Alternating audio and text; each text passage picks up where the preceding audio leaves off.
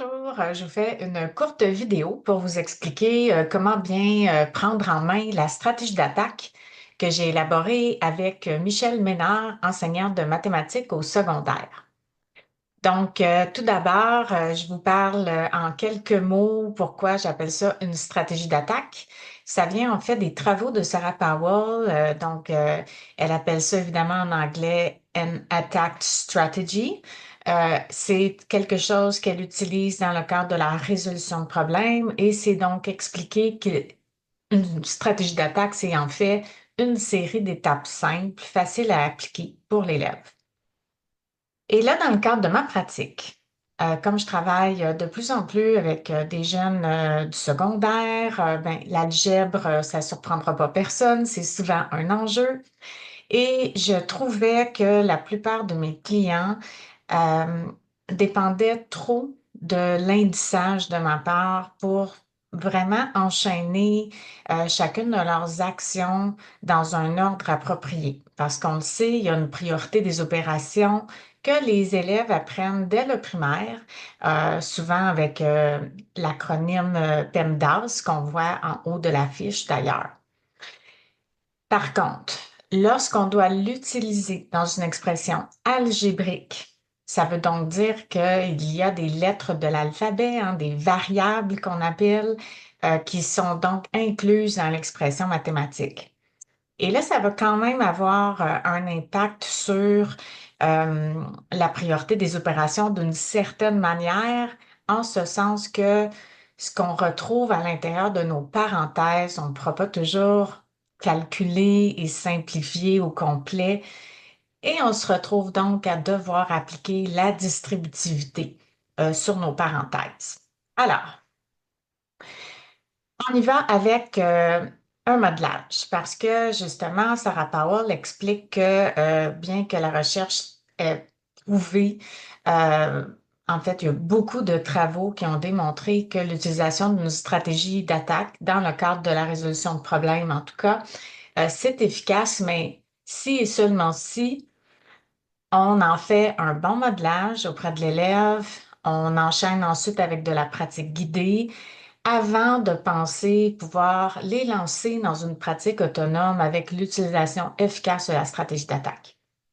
Donc, dans ce cas-ci, pour l'algèbre, ben, je pense qu'on doit respecter les mêmes règles d'art. Je vous fais, moi, un modelage dans la vidéo pour vous aider à bien comprendre comment expliquer, comment faire vous-même un modelage auprès des élèves avec lesquels vous travaillez. Et oubliez pas qu'après ça, la pratique guidée, ça veut dire faire d'autres problèmes similaires, mais ensemble, en même temps que l'élève. Donc, on réfléchit ensemble, on échange. Donc, c'est un travail d'une certaine manière collaboratif et qui sera donc réussi parce qu'on donne le support à l'élève quand on sent qu'il en a besoin. Et lorsque la pratique guidée se passe très bien, quand on sent qu'on n'a plus besoin de supporter l'élève ou presque, ben c'est là que on pourrait lui donner le défi de faire un problème en pratique autonome avec évidemment le support de la fiche. Et donc cette fiche-là, qui a été conçue pour être utilisée en secondaire 2, donc tous les exemples de problèmes sont des types de problèmes qu'un élève de secondaire 2 pourrait avoir à simplifier. Évidemment, ça va se complexifier là, dans les années futures, mais en secondaire 2, avec cette fiche-là, on s'en sort très bien. Et si donc l'élève pratique de manière régulière avec la fiche, ben, la fiche, qui est un support, sera peut-être plus nécessaire à un moment donné. Donc, j'y vais avec mon modelage.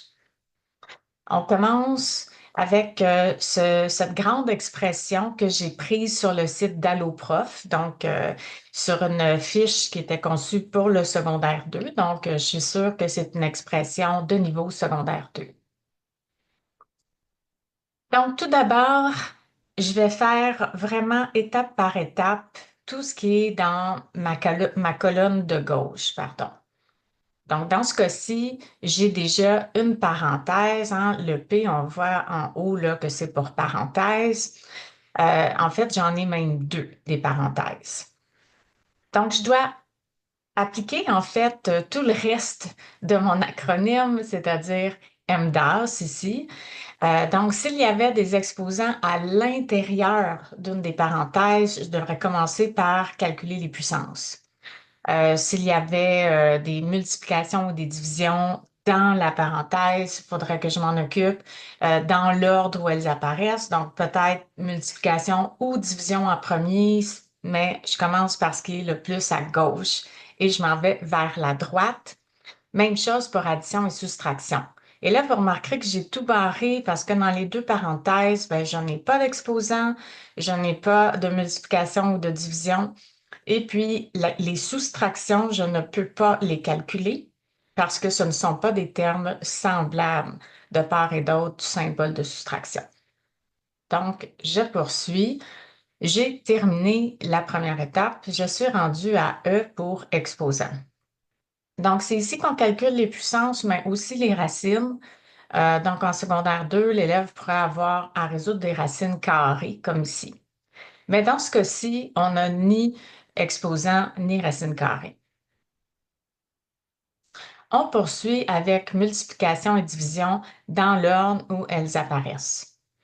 Donc, on a toujours plein d'exemples, des petits problèmes résolus là, qui sont là pour nous montrer comment procéder si l'élève n'est pas encore très habitué, par exemple, avec la distributivité. Ça risque d'aider beaucoup de pouvoir consulter des petits problèmes similaires dans la fiche.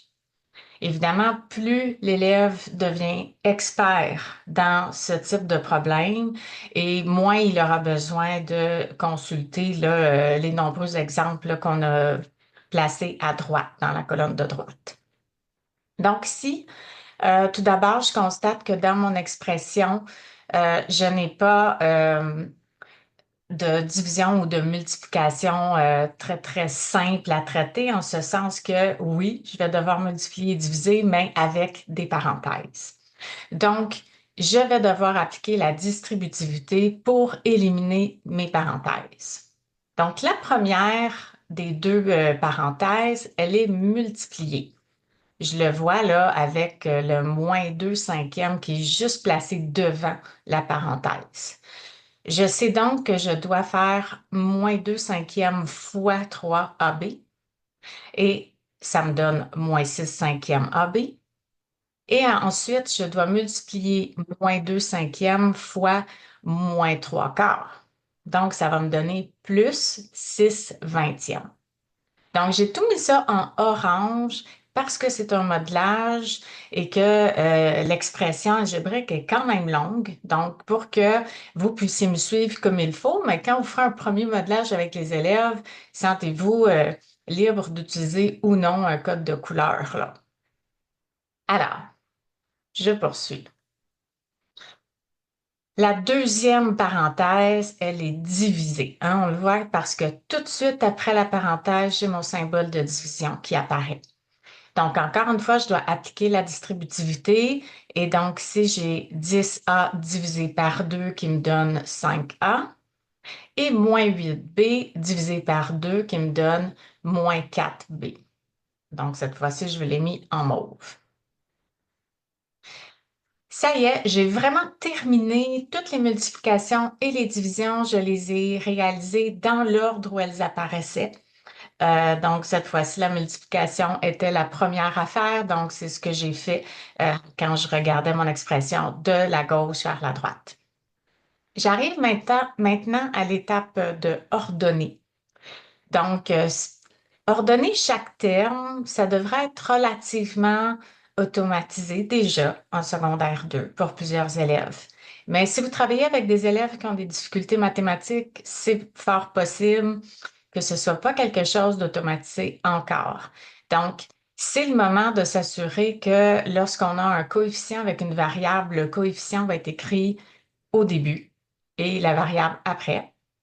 C'est aussi le temps de vérifier quand on a plus qu'une variable, qu'elles sont écrites dans l'ordre alphabétique. Et on va également extraire de notre numérateur là, la variable, comme ici, plutôt que d'écrire 5A demi, on va écrire 5 demi A. Donc, Maintenant qu'on a ordonné chaque terme, ben, vous remarquerez que dans l'exemple qu'on fait aujourd'hui, tout était déjà beau, donc j'ai rien à faire. Je vais donc m'attaquer à rassembler les termes semblables et ça va me préparer à faire mes additions, mes soustractions. C'est pourquoi tout ce qui s'en vient, ces deux étapes-là, j'ai utilisé la même couleur, le rose. Donc, les rassembler, je regarde, j'ai deux termes constants. Hein, donc, un dixième et 6/20 sont des termes constants. Je vais donc vouloir les additionner ou les soustraire, ce qui fait que je vais les rassembler pour être sûr de voir comme il faut puis de réussir mon opération. Donc, vous voyez, quand j'ai encadré, c'est pas pour demander aux élèves de le faire, c'est pour mon modelage, pour bien expliquer que le symbole opératoire qui est devant 6/20, je dois le déplacer avec le 6/20. Donc, j'obtiens un dixième plus 6/20 et tout le reste demeure pareil parce que je n'ai pas d'autres termes semblables. Donc, je n'aurai pas d'autres additions ou soustractions à faire que ces deux termes constants-là que je vais devoir additionner.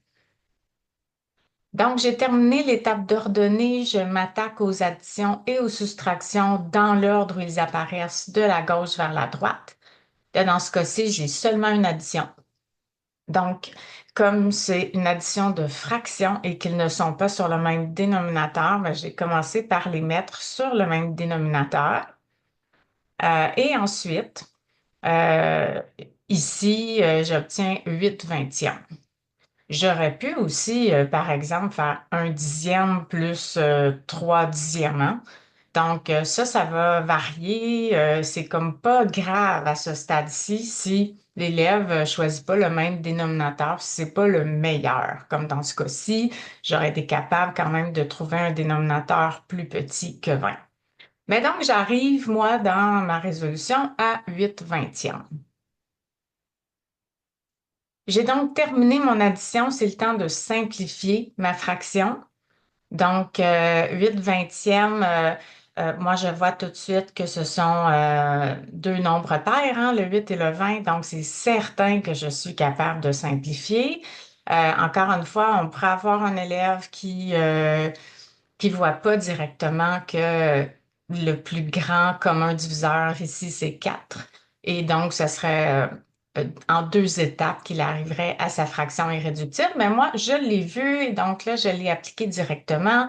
J'obtiens donc une fraction irréductible qui est 2/5. Donc, cette étape-ci est terminée. Il me reste juste à mettre de l'ordre pour la dernière fois. À cette étape-ci, c'est l'expression algébrique au complet qu'on veut mettre en ordre.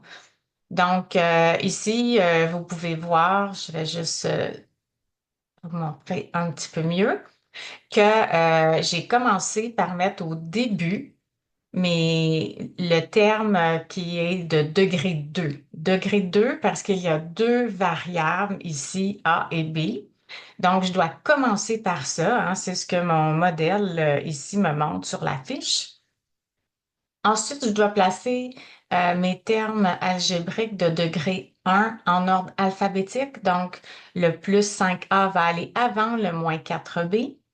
Et c'est à la toute fin qu'on va mettre notre terme constant.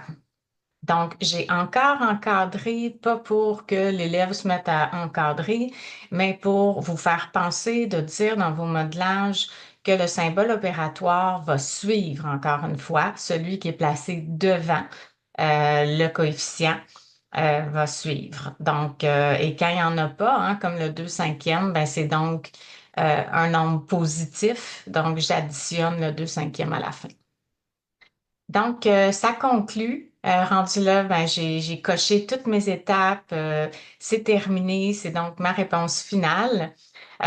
Évidemment, je vous encourage à faire plusieurs modelages, plusieurs pratiques guidées pour amener les élèves à être habiles pour appliquer leur stratégie d'attaque d'algèbre pour simplifier une expression algébrique. Alors, j'espère que ce fut aidant. Je vous souhaite une belle journée. À la prochaine!